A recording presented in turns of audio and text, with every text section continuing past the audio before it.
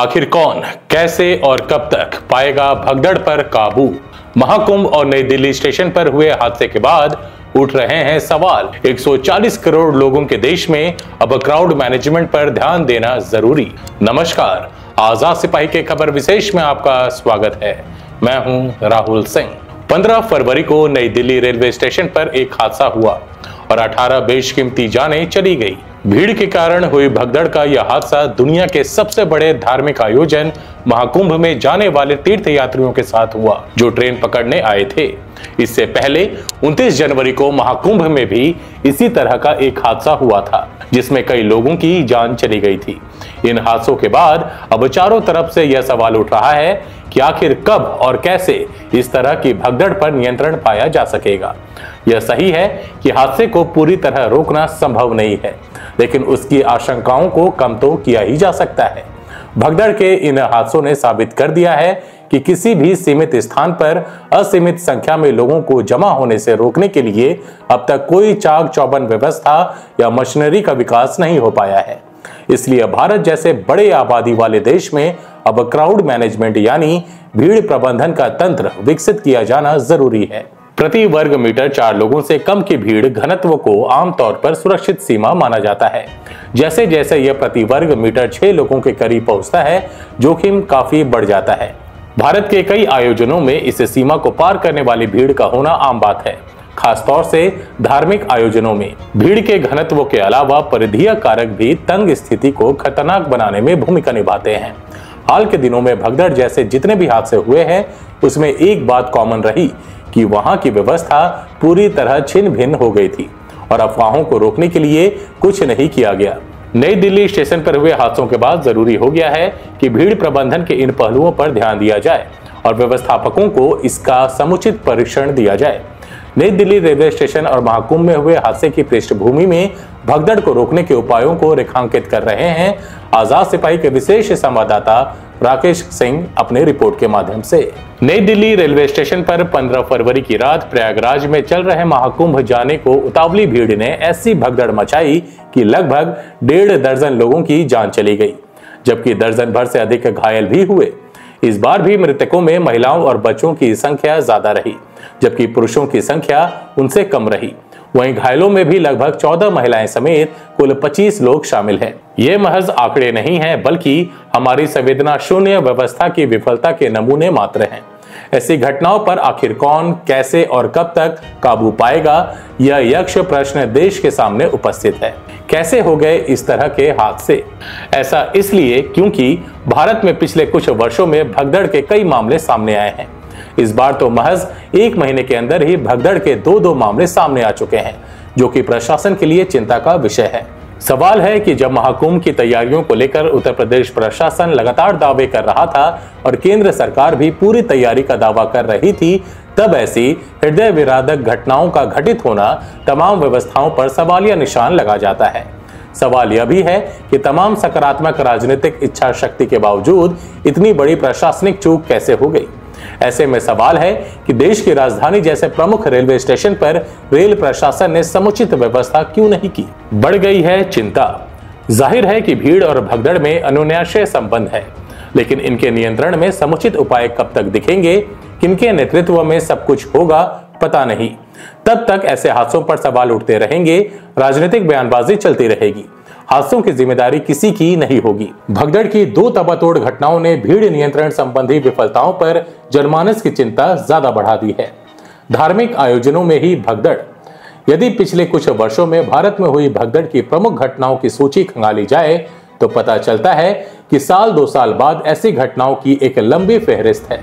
इस फहरिस्त में एक बात कॉमन है कि इनमें से अधिकांश हादसे किसी न किसी धार्मिक आयोजन में हुए हैं या फिर किसी लोकप्रिय पर्यटन स्थल पर। ऐसे में सवाल उठता है कि आखिर में भगदड़ क्या है? तो जवाब होगा कि कहीं पर भी अचानक भीड़ के बढ़ने के बाद किसी वजह से मची अफरा तफरी से भगदड़ होती है। इस दौरान लोगों का एक बड़ा ताकतवर समूह अनियंत्रित रूप से आगे बढ़ता है, जिसके परिणाम स्वरूप अक्सर कमजोर लोग कुचले जाते हैं, कुछ का दम घुट जाता है और मौत हो जाती है। यह घबराहट और उत्तेजना से प्रेरित होती है। यह अफवाहों, भय, सीमित स्थान या अचानक आंदोलन के कारण उत्पन्न हो सकता है, जिससे भीड़ का व्यवहार अव्यवस्थित हो सकता है। क्या है जिम्मेदार कारक? सवाल है कि किसी भी भगदड़ के लिए जिम्मेदार कारक क्या क्या होता है। तो जवाब होगा कि संरचनात्मक विफलताएं यानी कमजोर अस्थायी संरचनाएं, खराब बैरिकेडिंग और संकीर्ण प्रवेश निकास द्वार अमूमन खतरे पैदा करते हैं। वहीं भीड़ पर अपर्याप्त नियंत्रण भी प्रमुख कारक है, क्योंकि भीड़ के आकार का कम आकलन, स्टाफ की कमी, अपर्याप्त निकास और अनियंत्रित प्रवेश के कारण भीड़भाड़ हो जाती है। वहीं घबराहट और अफवाहें इसका प्रमुख कारक है, क्योंकि झूठे अलार्म या सामूहिक उन्माद के कारण अचानक हलचल हो सकती है, जिससे लोग भागकर गिर जाते हैं और दबे कुचले जाते हैं। वहीं आग और बिजली संबंधी समस्याएं भी कभी कभी इसका कारक बन जाती है, क्योंकि शॉर्ट सर्किट, अग्निशामक यंत्रों की कमी या खराब प्रकाश व्यवस्था से भी घबराहट की स्थिति पैदा हो जाती है, जिससे भगदड़ मच जाती है। समन्वय का अभाव भी इसका एक प्रमुख कारक है, क्योंकि एजेंसियों के बीच खराब योजना, विलंबित प्रतिक्रिया और वास्तविक समय की निगरानी का अभाव ऐसे अप्रत्याशित संकट को और बदतर बना देता है। क्या है हादसे को रोकने का उपाय? यही वजह है कि किसी भी संभावित जगह पर भगदड़ रोकने के लिए प्रशासन ने कतिपय दिशा निर्देश जारी किए होते हैं। फिर भी आधिकारिक लापरवाही या पेशेवर अनुभवहीनता के चलते ऐसी घटनाओं पर अब तक लगाम नहीं लगाया जा सका है। इसके लिए भीड़ का आकलन और प्रबंधन महत्वपूर्ण है।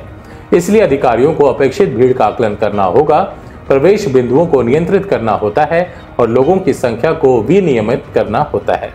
वहीं बुनियादी ढांचा और सुरक्षा उपाय के संबंध में मजबूत बैरिकेड, आपातकालीन निकास और पर्याप्त वेंटिलेशन सुनिश्चित किया जाता है।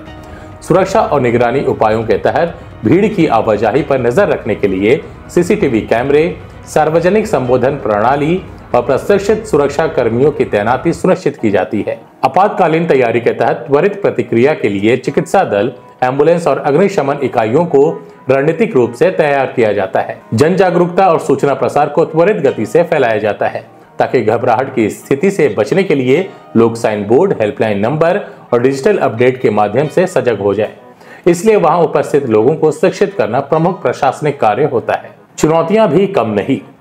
किसी भी भगदड़ को रोकने में कई चुनौतियां सामने आती हैं, जिसमें अनियंत्रित भीड़, अपर्याप्त कानून प्रवर्तन, खराब बुनियादी ढांचे का रखरखाव, प्रौद्योगिकी एकीकरण का अभाव, पूर्ण पंजीकरण प्रणाली का विरोध आदि प्रमुख है। जहां तक अनियंत्रित भीड़ का सवाल है, तो धार्मिक भावनाएं, अनुशासन की कमी और अचानक भीड़ के बढ़ने से भीड़ को नियंत्रित करना मुश्किल हो जाता है। वहीं अपर्याप्त कानून प्रवर्तन अंतर्गत प्रशिक्षित कर्मियों की कमी, समन्वय का अभाव तथा क्षेत्रवार खराब तैनाती प्रतिक्रिया आदि नेक प्रयासों में बाधा डालती है।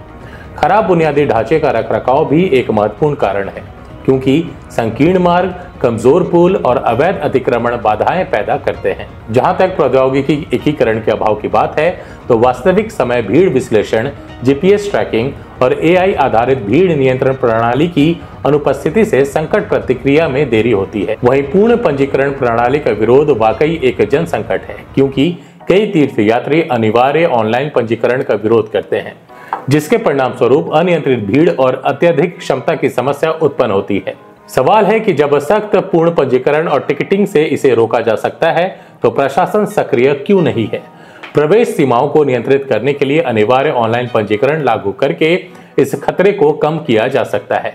वहीं यदि उत्पन्न एआई आधारित निगरानी प्रणाली का अविलंब उपयोग शुरू हो जाए, तो वास्तविक समय भीड़ विश्लेषण, वृद्धि की भविष्यवाणी और भीड़ भाड़ को रोकने के लिए एआई और ड्रोन का उपयोग किया जा सकता है। सुरक्षा और स्वयं सेवकों के प्रशिक्षण पर ध्यान देकर भी ऐसी घटनाओं को रोका जा सकता है। इसलिए भीड़ मनोविज्ञान और आपातकालीन प्रतिक्रियाओं में विशेषज्ञता वाले अच्छी तरह प्रशिक्षित कर्मियों को तैनात किया जाना चाहिए। कुशल यातायात और आवागमन योजना लागू करना भी जरूरी है, क्योंकि क्षेत्र आधारित भीड़ प्रबंधन, एक तरफा आवागमन मार्ग और अलग आपातकालीन लेन लागू करके इसके जोखिम को कम किया जा सकता है। अनुभव बताता है कि इस बाबत जन जागृति बहुत जरूरी है, क्योंकि एक दूसरे को कुचलने वाले क्रूर मनुष्य ही होते हैं। यूपी की योगी सरकार ने महाकुंभ 2025 के दौरान भीड़ नियंत्रण के लिए तमाम तकनीकी उपाय सुनिश्चित किए थे। बावजूद इसके संगम नोज पर हृदय विदारक घटना घट गई। इसलिए प्रशासनिक अधिकारियों कर्मचारियों पर कार्य दबाव कम किया जाए, ताकि वे बेहतर परफॉर्मेंस देकर जनहितकारी कार्रवाई कर सके। आज के आजाद सिपाही के खबर विशेष में बस इतना ही। देश विदेश की और भी अधिक जानकारी के लिए आप पढ़ते रहिए अपना लोकप्रिय दैनिक अखबार आजाद सिपाही। और हाँ, आप हमारे इस YouTube चैनल को जरूर सब्सक्राइब करें। धन्यवाद।